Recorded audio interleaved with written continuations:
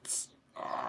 So, how I lit the Nike shoot and how you can do it with cheap gear. This shoot is a Nike Greece campaign where I shot 3 football players. 2 were shot in Greece and 1 was shot in London. That's a lie.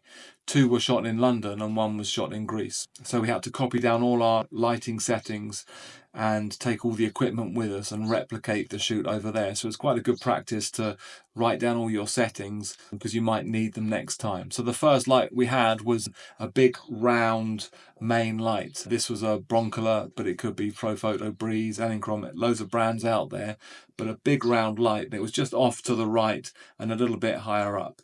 We took the soft diffuser off of it, so it had a bit more kick to the light, and it had like a silver reflector on the inside. So the good thing is when you're in a studio, you've got lots of space. So we had quite a bit of distance from the backdrop. And then the next set of lights were 2 rim lights around the side of the player.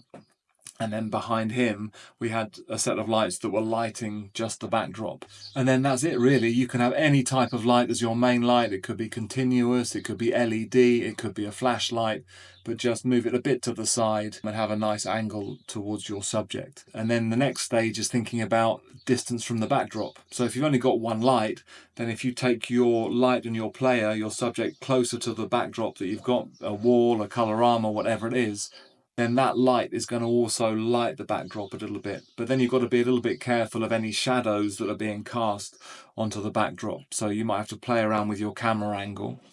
But what we did, because we're in a studio and there's quite a bit of space to play around with, we were quite far from the backdrop. We just had a grey backdrop and we had 4 lights, so 2 each side, lighting the backdrop. And then we kind of flagged those lights so no light would spill forwards. So we built the set up, 1 main light, 2 side lights, 4 lights on the backdrop, and had enough space so none of the lights mixed in too much with each other. But like I say, you can just have 1 main light, move it a bit to the side, quite a big source of light, and then play around with your distance from the backdrop. So you don't always need expensive gear. Like, subscribe, you're out of here.